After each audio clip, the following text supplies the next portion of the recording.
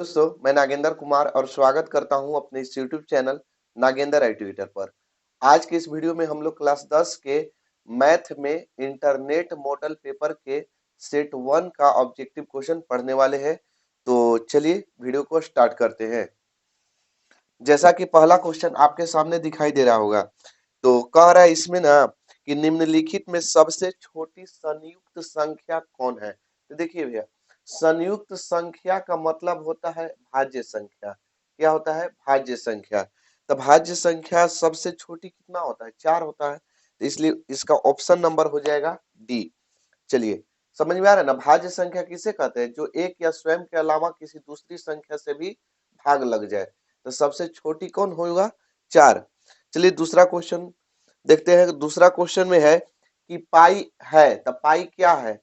तो पाई एक अपरिमेय संख्या है। देखिए इसमें बहुत कंफ्यूजन होता है, परीक्षा में पूछता है, ठीक है, कि पाई क्या है। तो देखिए भैया याद रखिएगा, पाई जो है ना अपरिमेय संख्या है।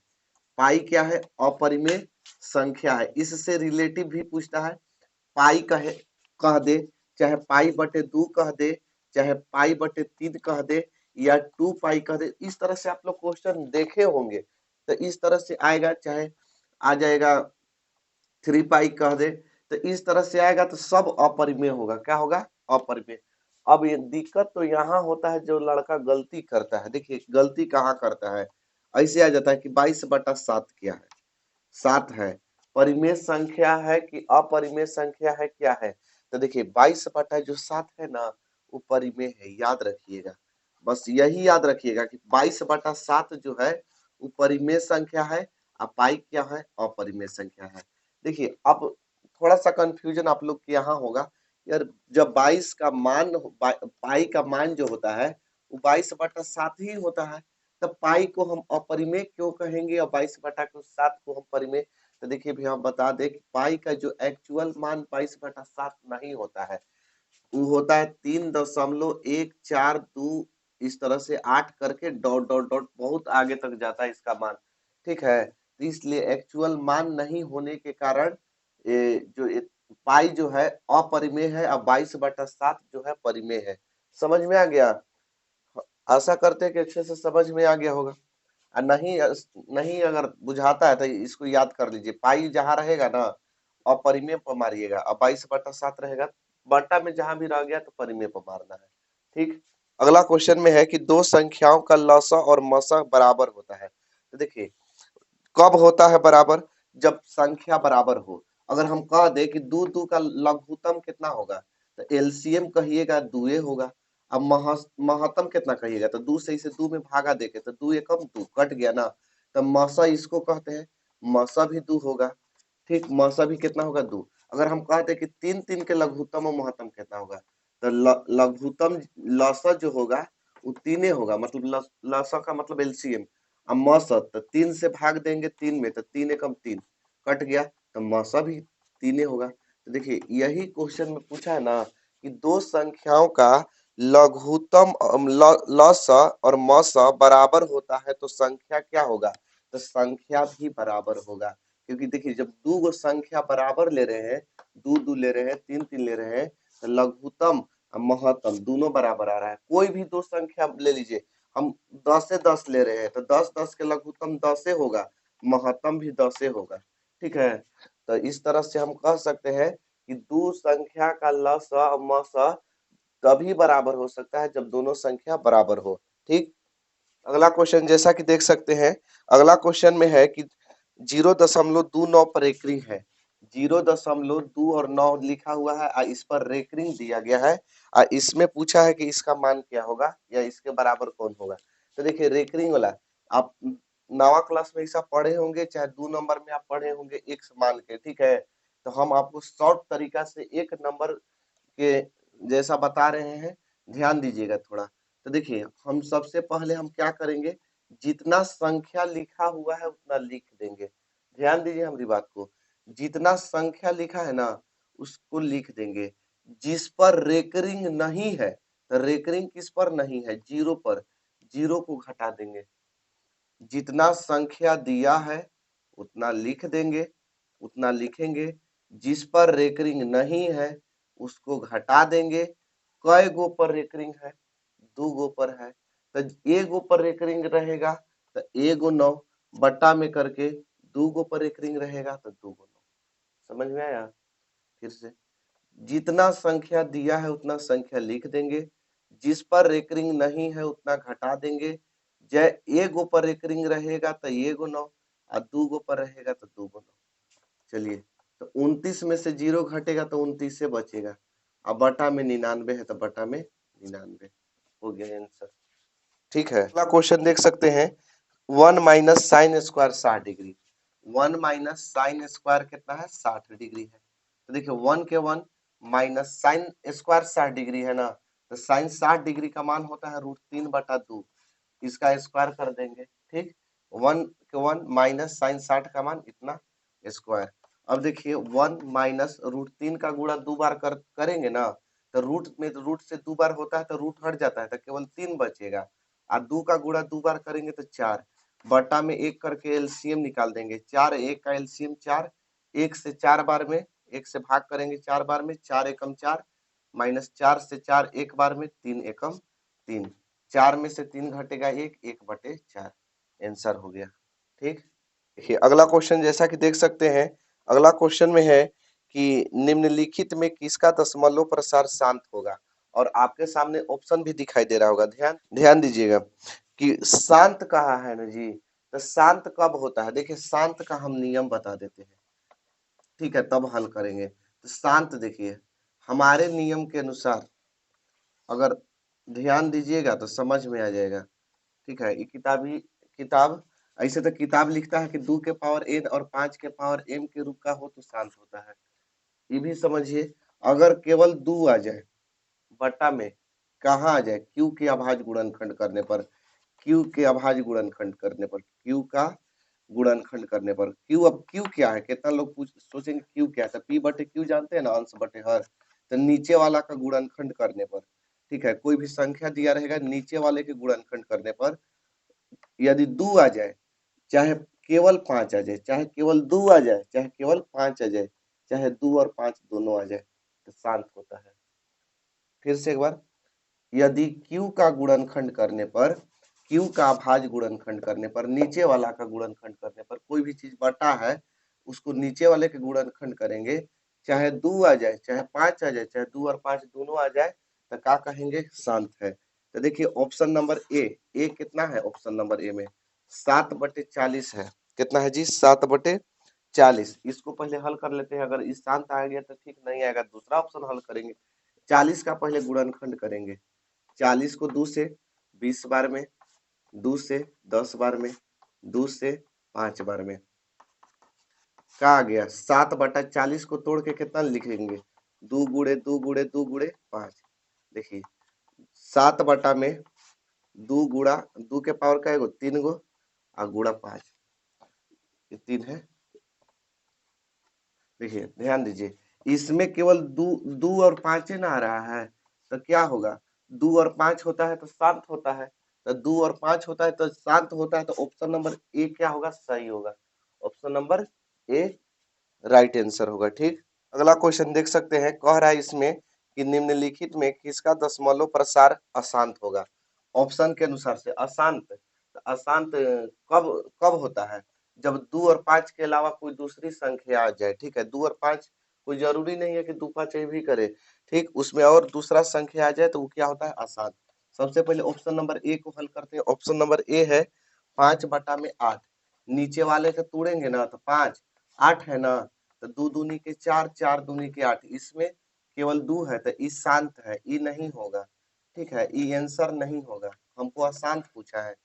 बी ऑप्शन को हल करेंगे, 6/15, तो देखिए 6 बटा में 15 है ना, तो 3×5 = 15। अब कहिएगा कि यही अशांत होगा, हम कहेंगे कि अशांत नहीं होगा।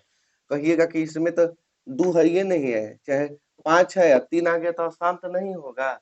देखिए यही भुलवाने वाला क्वेश्चन देता है परीक्षा में, इस पर मार दीजिएगा टिक, सही आंसर, अब हो जाएगा परीक्षा में गलत। ठीक है, तो इसलिए शांत है, अशांत नहीं है। कैसे अशांत नहीं है? क्योंकि 3 से कटेगा, 3 दूनी के 6, कट भी जा रहा है ना, देखिए तो कट के 2/5 आ गया। तो हम शांत के लिए क्या बताए थे? शांत होने के लिए कि या तो 2 आ जाए, या तो 5 आ जाए, या तो 2 और 5 दोनों आ जाए तो शांत होता है। कब? q का अभाज्य गुणनखंड करने पर। तो देखिए तो आ गया ना 5, तो 5 या तो केवल 2 या तो केवल 5, तो केवल 5 है तो शांत है। ऑप्शन नंबर सी देखिए, सी को हल करेंगे 19/512, 512 को तोड़ देते हैं, 512 को 2 से, 2 दूनी के 4, 1 बचेगा, 2 बचे 10, 2 छके 12, 2 से 2 एकम 2, 2 दूनी के 4, 1 बचेगा, 2 अठे 16, 2 से 64 बार में, 2 से 32 बार में, 2 से 16 बार में, 2 से 8 बार में, 2 से 4, 2 से 2। देखिए तो केवल 2 आया है ना, 2 कै गो आया है, 1 2 3 4 5 6 7 8 9, 2 के पावर 9। देखिए केवल 2 आया है ना, तो केवल 2 भी आएगा तो शांति होगा। तो ऑप्शन नंबर डी बच गया। तो डी कितना है? 31/343। यही ऐसी डायरेक्ट मारिए ना, यही सही होगा। अब 343 के तोड़िए 7 से, 7 से जाएगा, 7 7 गुणा 7 गुणा 7, 3 गो 7 होगा, तोड़ के देख लीजिएगा। तो यही क्या होगा? अशांत होगा। ये तीनों अशांत नहीं है, अशांत कौन होगा? Option number D. आगे देखिए अगला क्वेश्चन में कह रहा है कि 400 के अभाज्य गुणनखंड में 5 का घातांक क्या है। तो सबसे पहले 400 का अभाज्य गुणनखंड कर लेते हैं, ठीक। 2 से ले जाएंगे तो 200, फिर 2 से ले जाएंगे तो 100 दूनी 200, फिर 2 से ले जाएंगे 50 दूनी 100, फिर 2 से ले जाएंगे 25 दूनी 50, फिर 5 से ले जाएंगे 5 पचे 25। इसमें 5 का घातांक पूछा है ना, तो 5 कै गो आ गया है, हमको 2 से मतलब नहीं है, ठीक है। 400 के हमको 2 से मतलब नहीं है, 5 कै गो है, तो 5 2 गो है, तो 5 का घातांक क्या होगा? 2 होगा, ठीक है। लिख देंगे 5 का घातांक, घातांक बराबर 2, आंसर, ठीक है। अगला क्वेश्चन जैसा कि देख सकते हैं, अगला क्वेश्चन में है कि यदि 130 बराबर 15 गुणा 130 बराबर 15 गुणा 8 प्लस 10, मैंने 130 को तोड़ के दिया है इतना, ठीक। अब कह रहा है कि मस 130 कोमा 15 बराबर मस एक्स वाई, तो एक्स वाई का मान ध्यान से देखिएगा, चकराने वाला एकदम क्वेश्चन दिया है।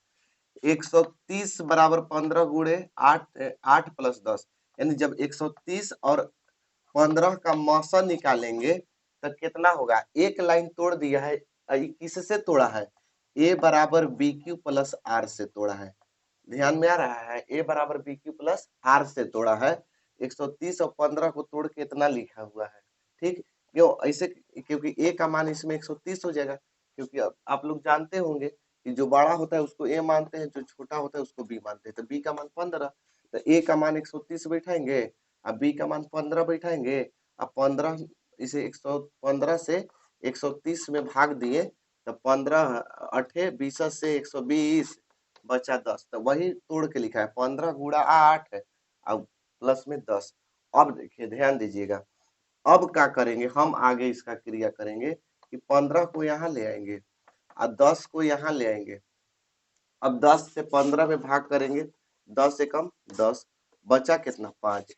10 से एक बार मिलेगा, कितना बचेगा? 5।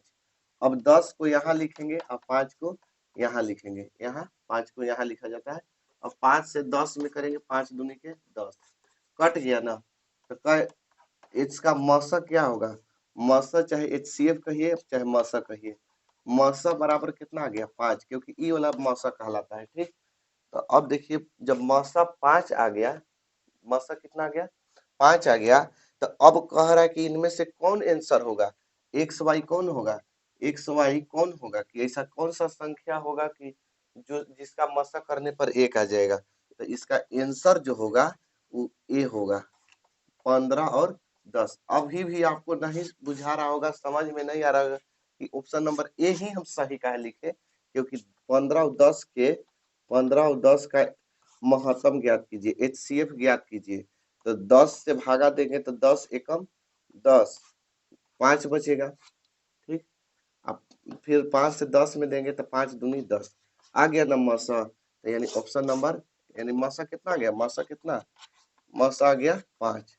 मौसा जब 5 आ गया तो ऑप्शन नंबर ए क्या होगा? राइट आंसर होगा, एक्स वाई का यही मान है, ठीक है। एक्स और वाई का मान यही है। अगला क्वेश्चन जैसा कि देख सकते हैं कह रहा है ना कि रूट अंदर 125 का परिमेयकरण गुणांक है, तो रूट अंदर 125 का परिमेयीकरण गुणांक, तो यानी पहले 125 को तोड़ेंगे, तो 125 को तोड़ देंगे इस तरह से, तो 5 से 25 बार में, 25 5 125, 5 से 5 बार में कई गो 5 आ गया, 5 गुणे 5 गुणे 5, ठीक है। इसका आंसर होगा 5 रूट 5, आंसर नहीं होगा, दो में 5 गो में से एगो 5 निकालेंगे तो एगो 5 और रूट 5। अब कहिएगा कि आंसर तो डी दिया है, इसका आंसर डी, बाकी डी गलत आंसर होगा, ठीक है, ऐसे ही मत मारिएगा। इसका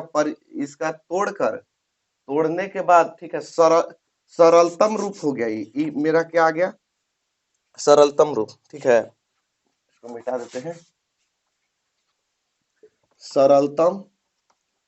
सरलतम रूप है, कितना सरलतम रूप है, 5 रूट 5, न कि परिमेयीकरण गुणांक। परिमेयीकरण गुणांक क्या होता है ये हम बताते हैं आपको, परिमेयीकरण गुणांक, देखिए, परिमेयीकरण गुणांक उसको कहते हैं जिससे गुणा करने पर पूरा पूरा यह क्या हो जाए, वर्ग बन जाए। तो किससे गुणा करेंगे तो पूरा पूरा वर्ग बन जाएगा, तो रूट के अंदर कै गो 5 है, तो एगो 5 है रूट के अंदर, तो एगो और 5 हो जाएगा, तो दो गो 5 में से एगो 5 निकल जाएगा। अब ऐसे भी नहीं समझ में आ रहा है ना, 5 को छोड़ के 5 रूट रूट 5 में किससे गुणा हुआ है, 5 से, तो रूट 5 देखिए 5 से किस में गुणा हुआ है, रूट 5 में, ठीक है, तो जो रूट में संख्या होगा ना वही आपका आंसर हो जाएगा, तो रूट 5। अभी भी नहीं समझ में आया, फिर से कि परिमेयीकरण गुणांक यही कहता है, परिमेयीकरण गुणांक कि ऐसा कोई संख्या बताइए, ठीक है, कि जिससे गुणा करने पर यह पूरा पूरा वर्ग बन जाए। तो आप ही 125 है, तो कितना से गुणा करेंगे कि पूरा पूरा वर्ग बन जाएगा, तो 5 से, क्योंकि एक 3 गो 5 है, एगो और 5 रहता, 3 गो 5 है, तो एगो और 5 रहता तो पूरा पूरा वर्ग नहीं बन जाता, 4 गो हो गया तो 4 गो में से 2 गो निकल नहीं जाएगा, तो यानी कि जिससे जरूरी है गुणा करने के लिए, जिसमें जरूरी है उसी का वही का होता है आंसर हो जाता है। और नहीं पता चलता है ना, जो रूट में रहता है ना, जितना रूट में है ना वही आंसर हो गया, जितना रूट में है ना वही आंसर हो गया, तो इसका आंसर जो होगा वो रूट 5 होगा, ऑप्शन नंबर सी, ठीक है, देख सकते हैं ऑप्शन नंबर सी, रूट 5, ठीक, माने जितना रूट में है वही आंसर, बस यही याद रखिए, जो रूट में है वही आंसर। अब क्या पूछेगा, तो परिमेयीकरण गुणांक पूछेगा। तो अगला क्वेश्चन जैसा कि देख सकते हैं, कह रहा है कि निम्नलिखित में से कौन सा युग्म सहअभाज्य है, तो सहअभाज्य उसे कहते हैं जिसका मसा करने पर एक आ जाए, जिसका मसा एक होता है उसे सहअभाज्य कहते हैं। तो इसका ऑप्शन नंबर ए होगा, सही आंसर क्या होगा, ए होगा, क्योंकि 9 और 16 का हम मसा निकालेंगे, तो 9 से भाग देंगे 16 में, 9 एकम 9, 7 बचेगा, 7 से भागा देंगे 9 में, 7 एकम 7 है, घट के 2 आएगा, 2 से भाग करेंगे 7 में, 2 तिहाई 6, एक बचेगा, 1 से भाग करेंगे 2 में, 1 दूनी 2, कट गया ना। तो मसा इस शुरू शुरू वाला को कहते हैं मसा, तो मसा कितना आ गया, 1 आ गया, ठीक सकते हैं। अगला क्वेश्चन में है कि रैखिक बहुपद में शून्यकों की संख्या होती है, तो रैखिक बहुपद में शून्यकों की संख्या 1 होती है, ठीक, रैखिक बहुपद में शून्यकों की संख्या 1 होती है, याद रखिएगा। आगे देखिए, अगला क्वेश्चन में है कि बहुपद x माइनस 1 का शून्यक है, तो बहुपद x माइनस 1 है ना जी, तो x माइनस 1 का शून्यक ज्ञात करना है, यानी शून्य ज्ञात करना है, तो बराबर कर देंगे 0, बराबर शून्य दे देंगे, यानी 0 दे देंगे, तो x बराबर माइनस में है, एक तो काम में हो जाएगा, प्लस में हो जाएगा, ठीक, समझ में आ गया, तो इसका आंसर क्या होगा, 1। आगे देखिए, अगला क्वेश्चन में है कि किसी द्विघात बहुपद के शून्यक यदि -4 और 7 है तो द्विघात बहुपद क्या होगा, ध्यान दीजिएगा भैया, किसी द्विघात बहुपद के शून्यक है, शून्यकों का योग नहीं है, शून्यक है, शून्यकों का योग रहता तो अल्फा प्लस बीटा लिखते, तो चूंकि हम जानते हैं कि द्विघात बहुपद में शून्यकों की संख्या 2 होती है, अल्फा और बीटा, तो यानी शून्यक दिया है, तो यानी अल्फा का मान दिया है और बीटा का मान दिया है। ठीक है, अल्फा का मान दिया है और बीटा का मान दिया है। तो अल्फा का मान दिया है -4 और बीटा का मान दिया है 7। ठीक, तो कह रहा था क्वेश्चन में कि किसी द्विघात बहुपद के शून्यक यदि -4 एवं 7 है तो द्विघात बहुपद होगा। तब यह हम लोग जानते हैं कि द्विघात बहुपद का फॉर्मूला होता है, द्विघात बहुपद का फॉर्मूला होता है x square minus alpha plus beta into x plus alpha into beta. ये किसका फॉर्मूला है? द्विघात बहुपद का फॉर्मूला है। तो एक्स स्क्वायर के एक्स स्क्वायर लिखेंगे, अब माइनस है तो माइनस लिख दिए, इस कोष्ट दिए हैं तो कोष्ट दे देंगे। अल्फा है ना, अल्फा का मान है कितना? -4 है, अल्फा की जगह -4 लिख दिए। प्लस है ना, प्लस दे दिए। बीटा है ना, बीटा का मान 7 है, 7 लिख दिए। ब्रैकेट बंद, एक्स है तो एक्स, प्लस है तो प्लस, फिर अल्फा है ना तो -4, प्लस माइनस एक भी चिन्ह नहीं होगा, इसको ब्रैकेट में लिख देते हैं। गुणा इंटू मैंने गुणा, अब बीटा है ना तो बीटा का मान 7। ठीक, अब इसको हल कर लेते हैं। तो एक्स स्क्वायर माइनस 7 में से 4 घटेगा तो बचेगा 3, प्लस में 3 बचेगा, तो यहाँ प्लस माइनस माइनस 3 एक्स आई प्लस है, यहाँ माइनस है तो माइनस, प्लस माइनस माइनस, 7 चौक 28 आंसर हो गया। ऑप्शन नंबर देख सकते हैं आप लोग। क्वेश्चन में जिस तरह से आप लोग बनाते होंगे उस तरह से दिया है, यानी कहा है अगला क्वेश्चन में कि एक द्विघात बहुपद के शून्यकों का योग तथा गुणनफल 5 और 6 है तो द्विघात बहुपद होगा। देखिए शून्यकों का योग अब की दे दिया है, यानी अल्फा प्लस बीटा और अल्फा इंटू बीटा दिया है, शून्यकों का योग और शून्यकों का गुणनफल। देखिए पहले अल्फा प्लस बीटा कितना? 5 दिया है, अल्फा इंटू बीटा कितना दिया है? दिया है इसमें 6 दिया है। तो क्या पूछा है कि द्विघात बहुपद क्या होगा? तो द्विघात बहुपद अभी तुरंत बताए, फॉर्मूला लिखे थे, द्विघात बहुपद बराबर x square minus alpha plus beta into x plus alpha into beta. ठीक है, ये फॉर्मूला है, यानी इसमें शून्यकों का योग दिया था, शून्यकों का गुणनफल, ना कि शून्यक दिया था। ठीक है, शून्यकों का योग दिया है, एक्स स्क्वायर के एक्स स्क्वायर, माइनस है तो माइनस, अल्फा प्लस बीटा कितना है? 5 है, 5, एक्स है तो एक्स, प्लस है तो प्लस, अल्फा इंटू बीटा कितना है? 6 है तो 6 आंसर। अगला क्वेश्चन में है कि यदि बहुपद Y square minus 6y plus 8 के शून्यक अल्फा तथा बीटा है तो अल्फा इंटू बीटा का मान क्या होगा? देखिए Y square minus 6y plus 8 यही दिया है ना। ठीक है, Y square minus 6y plus 8 के शून्यक अल्फा बीटा है तो अल्फा इंटू बीटा का मान। तो सबसे पहले भैया इसको समझिए कि जिसमें वाई स्क्वायर लगा हो ना उसके आगे ए का मान होता है, तो आगे ए कुछ नहीं है तो आगे एक है ना, वाई स्क्वायर में किसी चीज से गुणा नहीं है तो एक है, कुछ नहीं है तो एक है, तो यानी ए का मान एक होगा। ए का मान कितना होगा? एक होगा। बी जिसमें वाई लगा हो बी का मान, आगे का अंक किसमें गुणा हुआ है? तो -6 से गुणा हुआ है, तो बी का मान -6। सी का मान 8, अचर पद को सी कहते हैं, तो सी का मान कितना हो जाएगा? -8। चलिए तो हमको ज्ञात करना है अल्फा इंटू बीटा, तो अल्फा इंटू बीटा क्या होता है? सी बटे ए, फॉर्मूला है अल्फा इंटू बीटा बराबर सी बटे ए। सी का मान 8 और ए का मान 1, तो 1 से 8 में भाग करेंगे तो क्या आएगा? 8 ही आएगा, आंसर हो गया। अगला क्वेश्चन जैसा कि देख सकते हैं, अगला क्वेश्चन में है कि बहुपद फंक्शन एक्स बराबर फंक्शन एक्स एफ एक्स को फंक्शन एक्स पढ़ते हैं 3x square minus 7x plus 2, तो f माइनस 1 इक्वल टू क्या होगा? देखिए हमको दिया है फंक्शन x, ठीक है, फंक्शन का मतलब फलन होता है हिंदी में।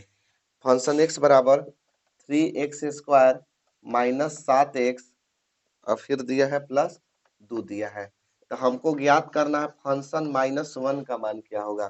तो ये -1 का मतलब है ना कि जहां जहां x है ना वहां वहां -1 बैठाइए। तो देखिए 3 के 3 x, यहाँ देखिए फंक्शन के फंक्शन x के मान कितना बैठाया था? -1, तो हम भी -1 बैठा देंगे। अब कहाँ बैठाएंगे? जहाँ x रहेगा, बराबर दे दिए, 3 दे दिए, x है ना तो x के मान है कितना? -1 बैठाना है, -1 स्क्वायर है ना, माथवा पर 2 है तो माथवा पर 2 लिख देते हैं।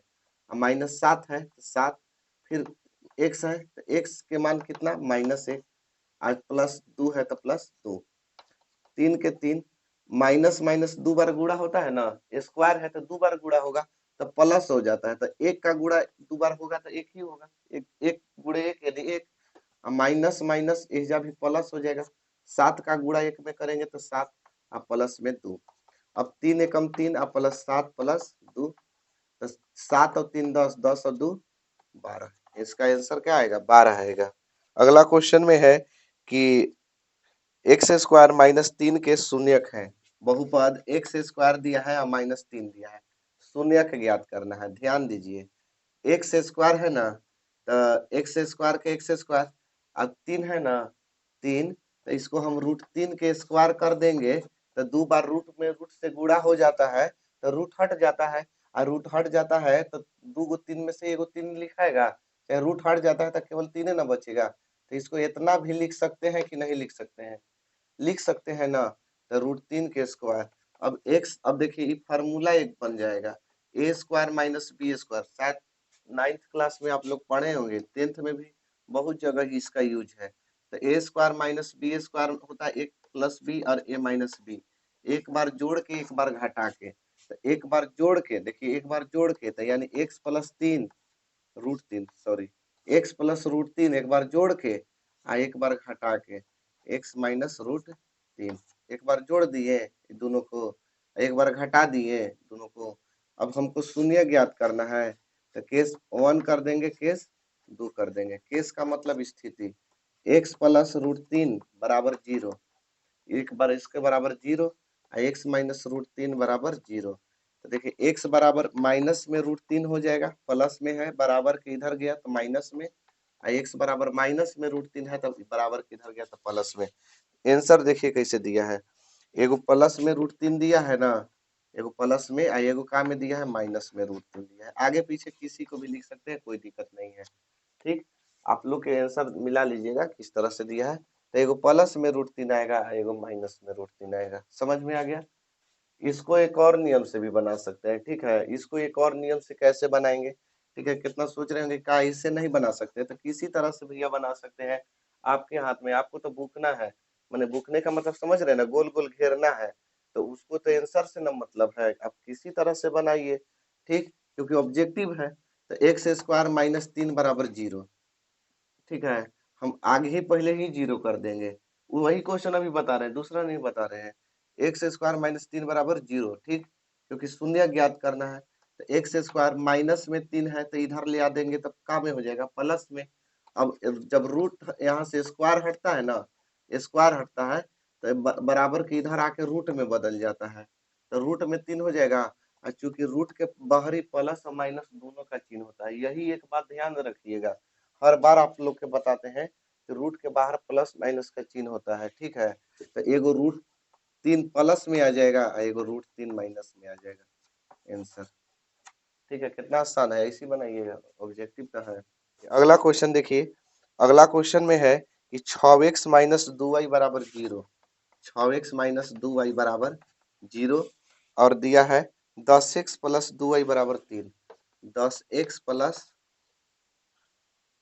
2y बराबर 3, इसमें कह रहा है ना कि x और y 32 है, सॉरी 32 है, x और y का मान क्या होगा, तो आप लोग विलोपन विधि, प्रतिस्थापन विधि और वज्र गुणन विधि, ग्राफीय विधि, जो विधि सीखे हैं वो विधि से बनाइएगा, ठीक है, हम अपना विधि बता रहे हैं, अपना विधि कहने का मतलब ऑब्जेक्टिव जिसा हम बताते हैं, तो ऑप्शन नंबर ए में क्या है, x बराबर 6 और y बराबर 2, ठीक है, सॉरी x बराबर 6, y बराबर भी 6 दिया है, ठीक, y बराबर भी 6, देखिए मतलब हम लिखे हैं, अब इस या तो समीकरण एक, ये समीकरण 1 हो गया, ये 2 हो गया, ठीक है, समीकरण 1 और समीकरण 2, तो देखिए यानी 6 x का मान, चाहे इसमें x और y का मान अगर हम बैठाएंगे, अगर 0 आ जाएगा तो वही आंसर होगा, इसमें अगर बैठाएंगे x और y का मान अगर 32 आ गया तो वही आंसर, तो देखिए यहाँ बैठा रहे हैं फर्स्ट में, क्योंकि थोड़ा सा भारी है, गुणा भागा करना पड़ेगा, x का मान हम बैठाते हैं 6 और -2 y का भी मान 6 बैठाते हैं, तो 6 6 36 और 6 दूनी 12, घट के 0 नहीं ना आएगा, तो ये ऑप्शन नहीं, ये नहीं होगा। ऑप्शन बी देखिए, x का मान 2 y का मान 6, x का मान 2 y का मान 6, इसको बैठा के देखते हैं। तो 6 और x है ना, 6 x है ना, तो x का मान 2 और -2 है ना, और y का मान क्या, y है ना, तो y का मान 6, 6 दूनी 12, 6 दूनी 12, 12 में से 12 गया 0, आ गया 0 के बराबर, यानी ऑप्शन नंबर बी क्या होगा, right answer. Option number B ही क्या होगा, सही होगा।